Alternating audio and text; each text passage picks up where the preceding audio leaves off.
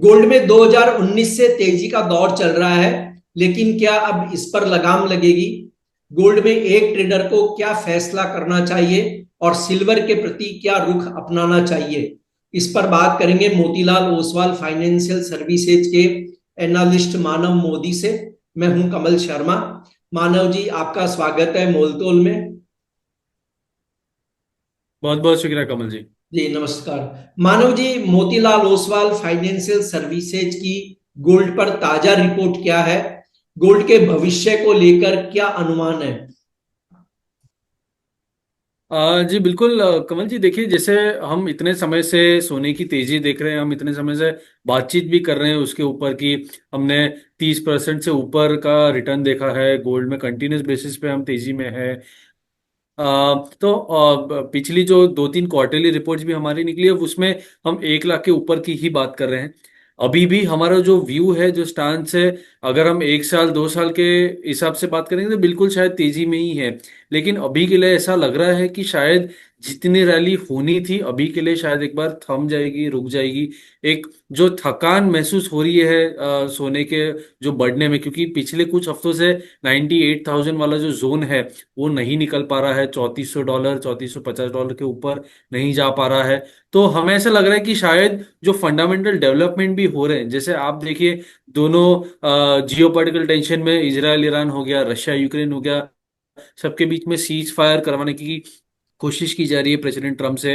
Rate cut की अभी भी कोई अनुमान नहीं है कि कब होगा दूसरा रेट कट। गवर्नर पॉल बहुत ही कॉशियस से आगे बढ़ रहे हैं। आप सेंट्रल बैंक की बाइंग देखिए, कंटिन्यूस है लेकिन पेस धीरे धीरे कम होता जा रहा है। और सबसे बड़ी चीज, डॉलर इंडेक्स गिरने के बावजूद वो बढ़त नहीं आ रही, क्योंकि यूएसडी आईएनआर अपना रुपया जो है वो स्ट्रांग हो रहा है। तो जितना यूएसडी आईएनआर गिरेगा उतना डोमेस्टिक फ्रंट पे अपने प्राइसेस में शायद वो उछालने देंगे, तो बिल्कुल तेजी में है।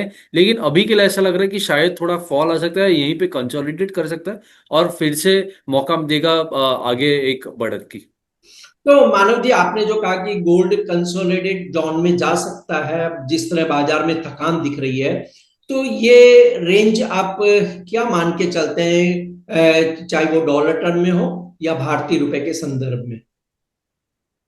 जी बिल्कुल, अगर मैं भारतीय रुपए के संदर्भ में अगर एक लेवल दूं, हमने रिपोर्ट में यही लिखा है कि 96,000 के नीचे अगर हमें भाव जाते हुए दिखते हैं फिर से, तो शायद एक कमजोरी जो है वो फिर से एक बार दिखेगी। नहीं तो जो रेंज है ऊपर में 98, 98,500 थोड़ा एक ब्रॉडर जोन है।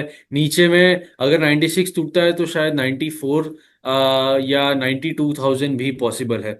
तो इमीडिएट बेसिस पे बिल्कुल ऐसा लग रहा है, एक चांदी, कॉपर, बाकी सारे मेटल्स के साथ साथ सोना भी चढ़ रहा है ऊपर, एक सपोर्ट मिल रहा है। लेकिन 98,500 जब तक नहीं टूटता है ऊपर में, तब तक एक थोड़ा फिर से करेक्शन, फिर से थोड़ी थकान दिख सकती है। तो ऐसे समय में गोल्ड का जो ट्रेडर है या जो गोल्ड के इन्वेस्टर है, वो आपको किसी और एसेट क्लास में जाते हुए दिखेंगे? जी बिल्कुल दिख सकते हैं, क्योंकि आप अगर देखिए बाकी जो रिस्कियर एसेट्स की मैं बात करूं, अगर मैं शुरुआत करूं आपके इक्विटी फंड से या कमोडिटी में ही, आपके कॉपर, जिंक, एल्यूमिनियम या सिल्वर भी आप देखिए तो उसमें बढ़त बहुत अच्छी आ रही है। तो हो सकता है कि अगर सोने में वो थकान महसूस हो रही है एक ट्रेडर को भी या इन्वेस्टर को भी, तो शायद वो जो मनी फ्लो है हम चांदी में या बेस मेटल्स में या क्रूड में जाता हुआ देख सकते हैं, क्योंकि वहां पे चलन ज्यादा है, मूवमेंट ज्यादा है और एक निवेश करने का कंफर्ट ज्यादा है। शायद वापस सोना अगर नीचे मिलेगा तो वही जो मनी फ्लो है वापस सोने में आता हुआ दिख जाएगा। मानव जी, ऐसे में क्या एक ट्रेडर को गोल्ड पर अपना फोकस कम करना चाहिए अब?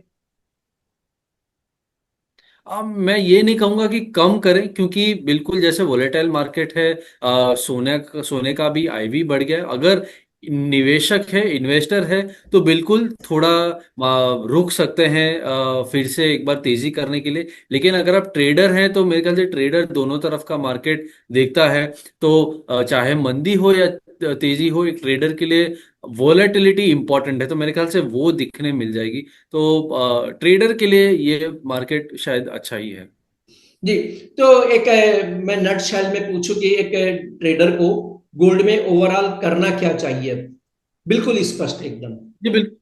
जी बिल्कुल, मेरे ख्याल से ट्रेडर को यहाँ से एक बार 98,500 का भाव अगर आता है, 98, 98,500 वहां से बिकवाली करनी चाहिए, वहां से बेचना चाहिए 96,000 तक के लेवल तक।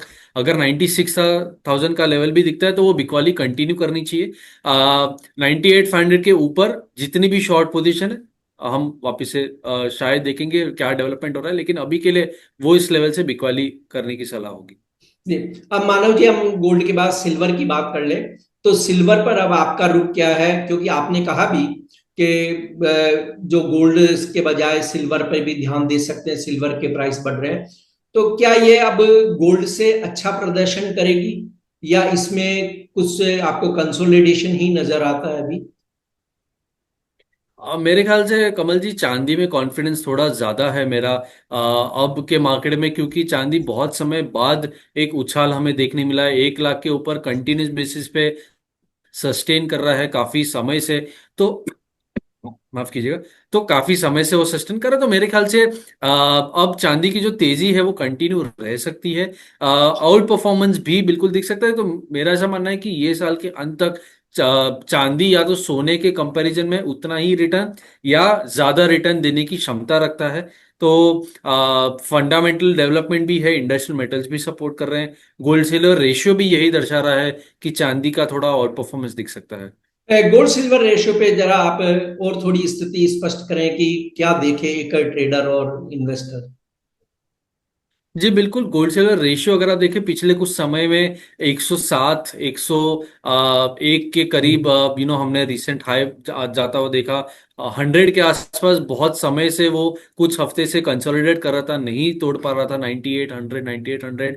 लेकिन अब हम वही 100 से नीचे में 92 के आसपास आ गए हैं गोल्ड सिल्वर रेशियो में। इमीडिएट जो लेवल है नीचे में वो 88 का बनता है। मेरे ख्याल से अगर ये 88 भी ब्रेक होता है तो सबसे बड़ा ट्रिगर यही होगा कि भले सोना बढ़ रहा हो लेकिन चांदी का बढ़ने का पेस बहुत ज्यादा होगा, इसलिए वो 88 का लेवल भी ब्रेक हो रहा है, और वही लग रहा है कि शायद बाय सिल्वर सेल गोल्ड की स्थिति बहुत जल्द आ सकती है। तो मेरे ख्याल से वो 88 टूटता है तो गोल्ड सिल्वर रेशियो और ज्यादा मंदा हो सकता है। मानव जी, नियर टर्म के लिए सिल्वर के रेसिस्टेंस और सपोर्ट लेवल क्या होंगे? मेरे ख्याल से नियर टर्म में 1,06,000 बहुत अच्छा सपोर्ट है चांदी के लिए, और ऊपर में 1,10,000 तक के जो लेवल से वो पॉसिबल है। मुझे लग रहा है कि आज ही के दिन में हम बहुत अच्छी बढ़त देख चुके हैं, क्योंकि कल और परसों के दिन मतलब ये हफ्ते की शुरुआत से चांदी थोड़ा एक कंसोलिडेटिंग रेंज में था, वेट कर रहा था कि कब ऊपर जाए। लेकिन आज के दिन में एक अच्छी चाल दिखी है मॉर्निंग से मार्केट जी। से, तो मुझे ऐसा लग रहा है कि 1,10,000 तक के लेवल्स दिख सकते हैं नियर जी। टर्म में। आपका कोई डिस्क्लेमर मानव जी? जी बिल्कुल, जो भी हम चर्चा कर रहे हैं वो पर्सनल व्यू पे है। आप जो भी ट्रेड ले स्टॉप लॉस लेके करें, और फाइनेंशियल एडवाइजर्स की सलाह लेके ही अपने ट्रेड्स लें। आपका धन्यवाद, शुक्रिया मानव जी। बहुत बहुत शुक्रिया कमल जी।